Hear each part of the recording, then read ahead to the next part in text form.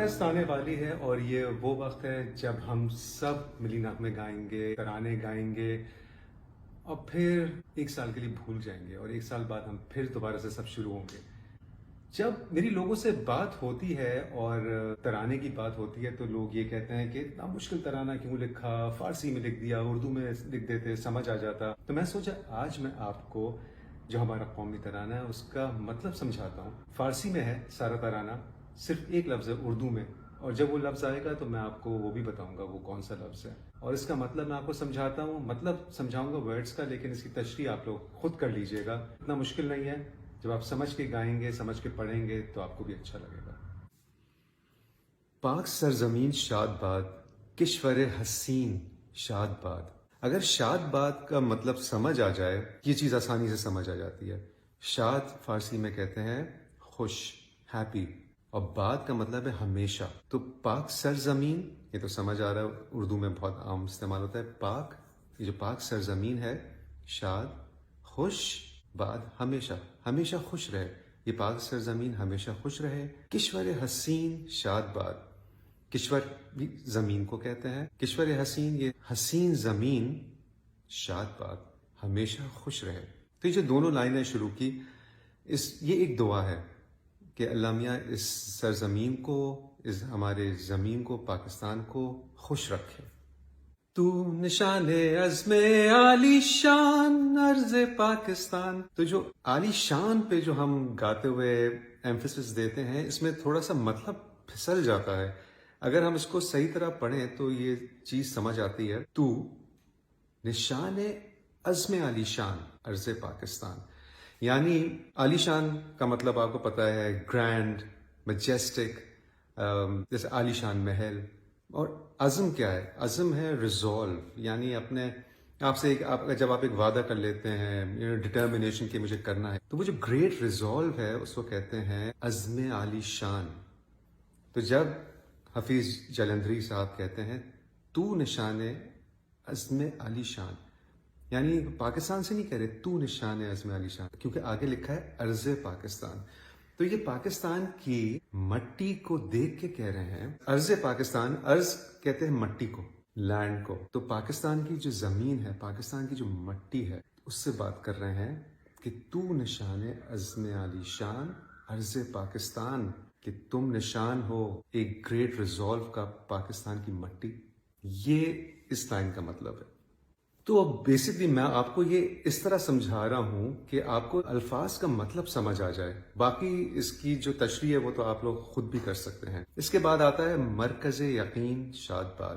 یقین، ہم کو پتا ہے یقین، فیتھ، اپنے آپ میں یقین ہونا، اپنی کیپبلٹیز میں یقین ہونا۔ مرکز یقین یعنی سینٹر، مرکز، سینٹر کو کہتے ہیں مرکز یقین، یعنی پاکستان مرکز ہے اس یقین کا، اس فیتھ کا، جس سے ہم نے پاکستان حاصل کیا تھا، یعنی اس یقین کی بات کر رہے ہیں۔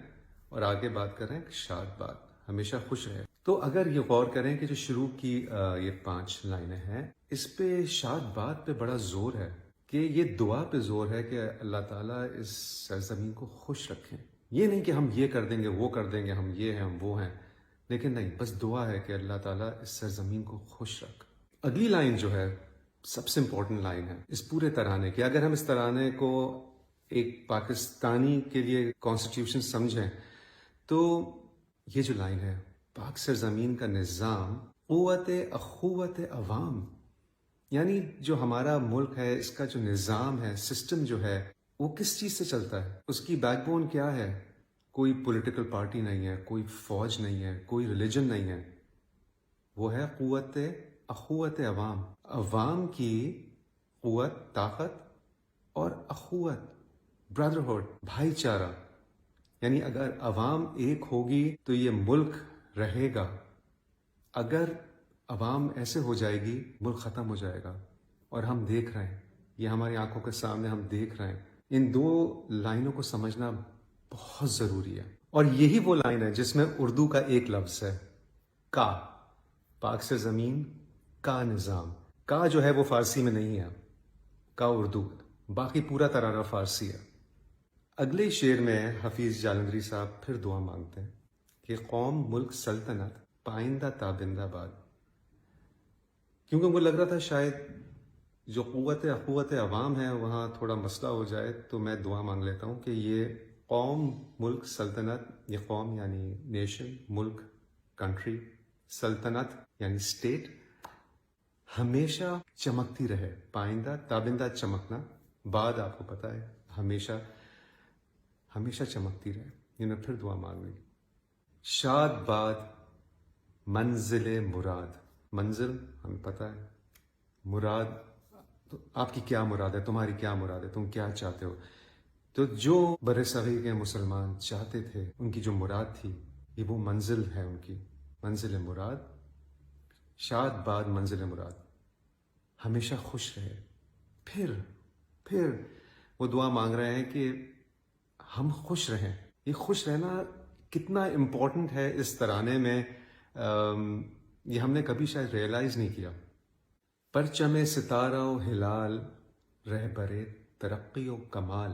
یہ جو ہمارا پرچم ہے چاند اور تارے والا، یہ رہبر ہو ترقی و کمال کا. رہبر کہتے ہیں راستہ دکھانے والا، ترقی آپ کو پتہ ہے پروگریس، کمال کہتے ہیں کہ ایکسلنس، کسی بھی کام میں کمال حاصل کرنا، پرفیکشن، ایکسلنس.